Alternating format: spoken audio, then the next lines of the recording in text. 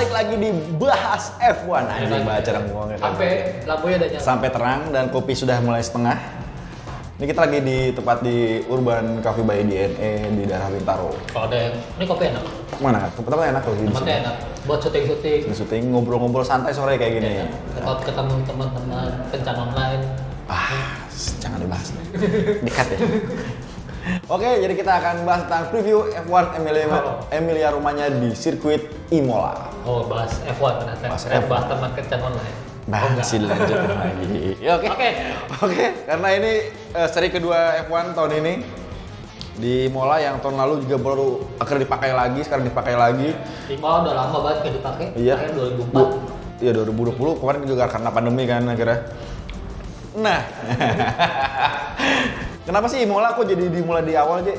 Kan tahun lalu kan di terakhir-terakhir tuh. Mana saya tahu, saya bukan panitia. Ya nggak apa-apa, kali lu tahu alasannya kenapa Imola duluan. Misalkan yang pertama tuh selalu di Monza dulu, mungkin baru dari teman-temannya Monza nih. Enggak, jadi sebenarnya karena pandemi ya, dan 2020 masalah utama tim-tim F1 pasti logistik. Bahkan seri-seri Asia yang awal, harusnya itu kan Asia dulu ya? Iya, Australia kan gagal kan? Ya kan, Australia tapi biasanya langsung lompat ke Bahrain ya kan? Australianya di skip, dipindah ke akhir tahun. Ya udahlah, habis itu mungkin logistik paling mudah itu dari Bahrain ke Itali, ya, ke Itali, ya. terus ke Imola. Karena ya kalau bisa kita baca ya, maksudnya tahun lalu itu pengeluaran tim F1 juga gede dan kalau misalnya, ya itu ada kerugiannya lah gitu kan, banyak kan event dibatalin. Nah akhirnya F1 ya solusinya bikin event yang mungkin yang bisa segaris lagi jalannya. Oh iya betul, jalur daratnya kan. Ya, secara logistik segala macam ya kan. Italia emang nggak jarang sih, di awal-awal tuh Italia jarang. Biasa Monza tuh Agustus September. Ya pokoknya tengah-tengah tahun kan. Ya. Tapi ya sekarang di Emilia Romagna dulu gitu kan. Di Imola. Sano lagi. Karena habis dari Imola tuh ke Portugal. Jadi tanggal kan, Mei. Ya kalau tahun lalu kan kebalikan. Iya, tahun lalu kan Portugal dulu baru Imola kan. Ternyata logistiknya juga ketat, maksudnya susah. Portimao tuh jauh, maksudnya Portugal ke Italia itu ya jaraknya jauh lah kalau darat kan. Makanya mungkin Imola dulu nih biar aman. Setelah habis Portugal itu Catalunya ya mana? Iya, kebetulan nama Melo. Jadi kan searah tuh kan dari Itali ke Portugis, Spanyol atasnya. Spanyol terus Monaco kalau jadi. Kalau Monaco buat pribadi mungkin agak meragukan kalau di Monaco kan. Karena masih belum diizinkan kan di rame-rame gitu. Susah. Kalau di Principality yang Monaco masih susah. Oke, dari segi persaingan sendiri, seri kedua ini masih jadi pusat perhatian adalah Verstappen dan Hamilton. Pasti. Karena Hamilton tahun lalu jadi pemenang dan Valtteri Bottas pun podium kedua, sedangkan Verstappen malah retire. Tapi dan itu ini faktornya mungkin keberuntungan sih. Lalu kan puncture tiba-tiba gitu kan. Berakhir akhir race. Iya. Ujung balapan pokoknya. Ujung balapan terus akhirnya yang bikin safety car keluar, akhirnya chaos di lap akhir gitu kan. Siapa yang podium ketiga waktu itu nggak tahu. Ya kan. Waktu itu pertarungan tuh ketat tuh dari Ricciardo, terus dari Fiat, terus Sergio Perez juga, Albon juga melintir kan. Nah Imola itu memang kalau buat sebagai penonton dan pembalap pun tracknya itu dia seru ketimbang balapan di Bahrain mungkin kan. Karena dia tracknya naik turun ke Imola kan. Naik turun terus tikungannya patah. Tikungannya juga tricky kan. Dia kombinasi tikungannya. Maksudnya itu karakter sirkuit lama lah, bukan sirkuit modern. Tradisional sirkuit banget kan. Sirkuit.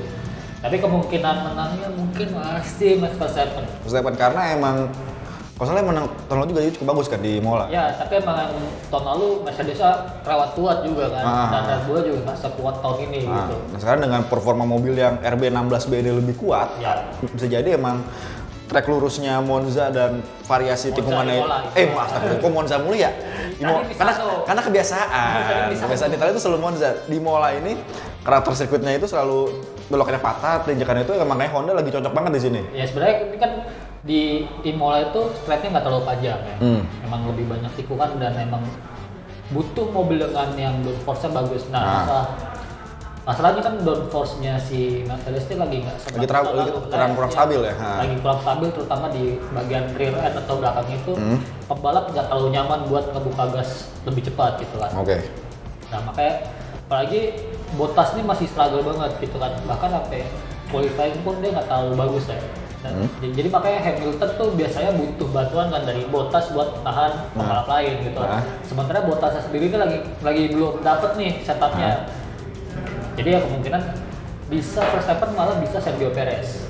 Karena Honda juga dulunya lagi bagus. Sergio Perez pun yang baru pindah ke Honda pun sudah bisa kayak adaptasinya cepat sama RB16B. Biarpun kemarin atas aja gitu. Iya, karena posisi kelima jadinya di Bahrain. Tapi Imola untuk kedua kalinya ini yang selain persaingan dari Hamilton dan Verstappen adalah yang dipertanyakan performanya Ferrari. Karena Ferrari itu kan bilang, gue udah punya top speed terbagus nih.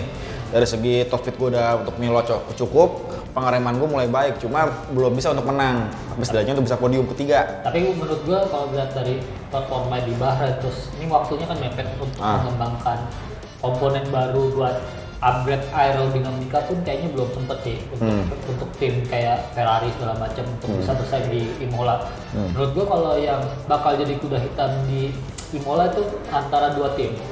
Apa McLaren? Pertama McLaren tentu, yang kedua AlphaTauri. Oh, AlphaTauri malah. AlphaTauri ini secara overall mobilnya itu udah bagus sih. Emang mungkin buat beberapa area lebih bagus tahun lalu, tapi untuk buat ngejar top speed justru bagus yang tahun ini. AT02. AT02 itu kan. Gasly kualifikasi di Bahrain bagus ya kan. Itu udah nunjukin kalau AlphaTauri ini emang lebih kuat dari tahun lalu dari segi top speed ya, karena biasa AlphaTauri ini nggak terlalu bagus di track-track yang straight panjang kayak Bahrain. Oke, dia menang di Monza tapi emang ada faktor keberuntungan dikit. Tapi biasa AlphaTauri ini karena dia filosofinya mobilnya mirip-mirip Red Bull, biarpun yang ngedesain beda gitu kan, pasti dia lebih kuat di track-track yang straightnya pendek-pendek nih kayak di Imola, Monza segala macam gitu. Ini bagus. Makanya harus dibuktiin juga. Gasly kemarin bagus, bahkan harus kalau dia nggak tabrakan sama sama Daniel Ricciardo ya awal-awal harusnya dia bisa lah bersaing buat posisi 4 5 besar dapat lah ya. 5 besar bisa lah. Karena Tsunoda pun rookie gitu kan. Dia bisa dia kalau Q3 kan, kalau Q2 itu nggak ke Q3 dia bisa finish di poin kan. Itu nunjukin kalau si AlphaTauri sebenarnya mobilnya oke nih.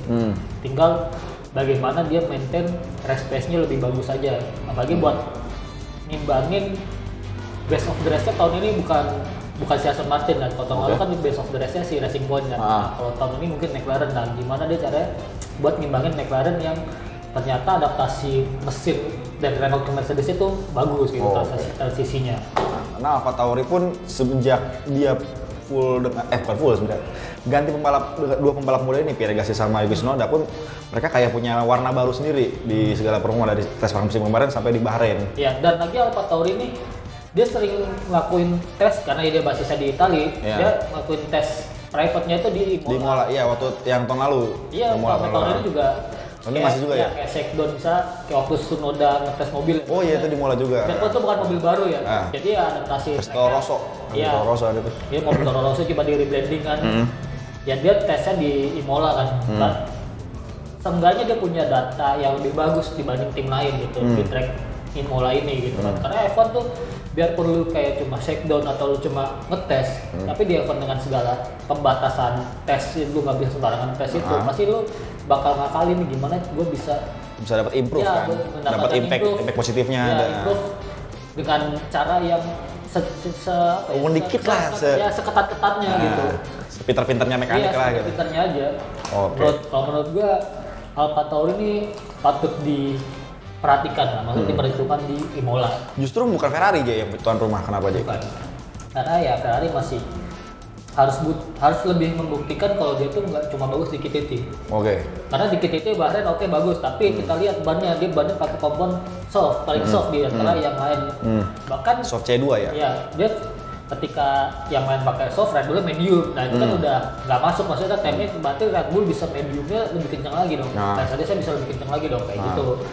Karena misalnya timnya 130 Ferrari gitu kan.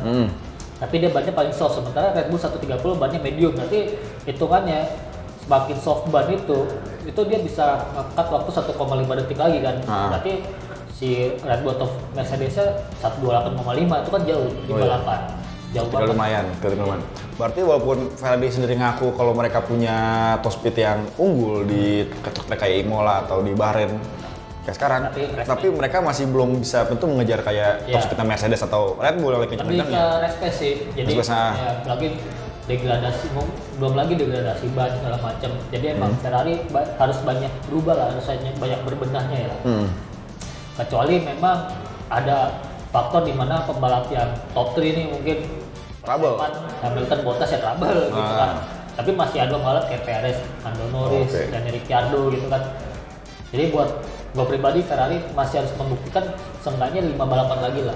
Oke, kalau misalnya mereka beneran kenceng atau hanya sekedar beruntung kemarin di Bahrain? Bukan sekadar beruntung sih, karena dia lebih memilih pakai ban yang lebih lunak ketika kualifikasi. Oke. Tadi lu singgung sempat ada kita ngomongin McLaren itu juga sempat jadi perhitungan selain AlphaTauri. Apakah karena emang mereka sudah bagus pembalapnya atau emang karena mesin barunya Mercedes itu menguntungkan? Ya mungkin Mercedes kendala tahun lalu sebenarnya sasisnya bagus, maksudnya sasisnya lumayan, tapi power unit Renault-nya ini emang Renault tuh kayak terakhir menang tuh di era Red Bull, habis itu udah nggak pernah menang lagi kan? Renault terakhir. Iya benar. Oh iya benar. Dulu ketika sebelum era turbo itu, Renault masih sering menang bareng Red Bull sama Lotus kan waktu itu. Setelah era turbo, pembalap yang menang malah yang pernah itu kan cuma mesinnya Ferrari, Mercedes sama Honda kan. Akhirnya Renault tuh nggak pernah menang lagi. Bahkan podium pun baru tahun lalu setelah mereka comeback 2016. Yang lagi rajin-rajinnya podium tuh Ricciardo pokoknya.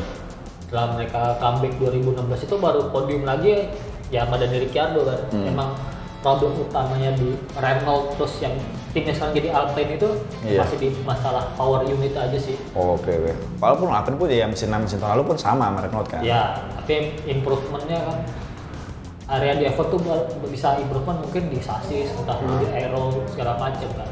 Gitu. Oke. Karena emang di seri Imola ini karena orang bilang kalau misalnya belum nyampe di Eropa itu ibaratnya belum tes tuh belum pembuktian mobil tuh belum kelihatan. Ya, F1 waktu itu Eropa. Ya, nah, bagaimana dengan tim-tim yang tahun lalu kuat tapi sekarang malah kayak boncos di belakang? Hitunglah kita sebut namanya Aston Martin yang tahun lalu Racing Point karena mereka tahun lalu bisa podium, bisa pole position bahkan sekarang dengan duet Sebastian Vettel sama Lance Stroll, kok mereka malah nggak kelihatan? Ya, Aston Martin seperti yang gue bilang di video sebelumnya. Itu emang problemnya sama kayak Mercedes ketika lu harus rombak bagian floor dari sasis lu untuk kurangin, itu regulasi baru kan. Jadi mungkin tadinya ini floor misalnya. Nah, areanya tuh ada yang dipotong nih. Iya, ada pangkas. Ya, bisa dipotong. Nah, ternyata itu mempengaruhi downforce dari mobilnya itu terlalu banyak, gitu kan. Terutama ke bagian belakangnya. Solusinya sama engineer Mercedes yang tadinya ceper gitu, low rake gitu, dibikin nungging dikit. Ya. Nah, problemnya lagi, Mercedes itu nggak pernah bikin mobil yang kayak gitu. Oke, bakal pernah bikin mobil nungging. Iya. Nggak pernah bikin mobil nungging. Ya, Red Bull dia Red Bull dari dulu begitu. Nah, selalu bikin Ferrari mobil gitu. juga nggak terlalu ceper tapi nggak terlalu nungging juga. Ya di tengah-tengah lah kalau Ferrari. Nah, Mercedes tuh karena nggak pernah bikin mobil yang lebih radikal lah, ibaratnya dari tahun-tahun sebelumnya. Akhirnya kayak komponen lainnya tuh nggak mau sinkron gitu, terutama suspensi belakang kan ternyata. Ya dan itu diakuin oleh engineer Mercedes kalau mereka tuh ada ubahan di suspensi belakang tapi nggak terlalu detail. Tapi dilihat dari performa di seri 1 kemarin, Mercedesnya yang kenceng cuma Hamilton, ya kan. Aston Martinnya akhirnya di belakang kan, maksudnya nggak cuma dapat 1 poin kan dari Lance Stroll. Si Lance Stroll doang finish 10. Ya, finish 10 kan. Sebastian Vettel malah nggak finish. Vettel finish Itu belakang. Itu nggak dapat poin. Kita nggak dapat poin maksud saya. Maaf netizen. Oke, jadi untuk kayaknya mungkin tahun ini bukan tahunnya Mercedes atau bukan tahunnya mesin yang pakai Mercedes. Tapi seenggaknya Mercedes masih tetap jadi kandidat kuat untuk jadi juara dunia. Masih kalau lihat dari performa dari Hamilton terus strategi tim yang lebih itu dari tim lain itu kan faktornya banyak sebenarnya. Oke, apalagi mereka untuk di Imola ini Mercedes tuh punya bekal bagus setelah tahun lalu dominasi 2 peringkat teratas kan.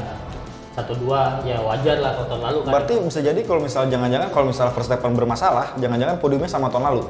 Dua Mercedes plus 1 Ricciardo. Ricciardo biarpun negatif.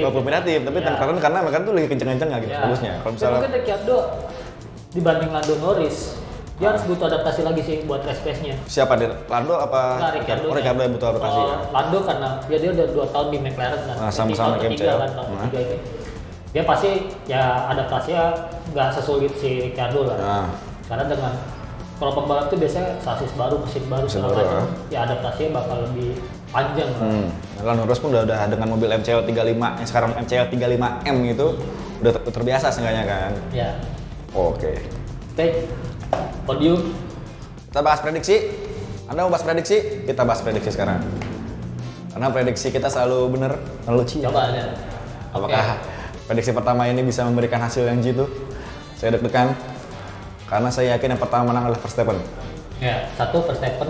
1 Verstappen. 2 Hamilton.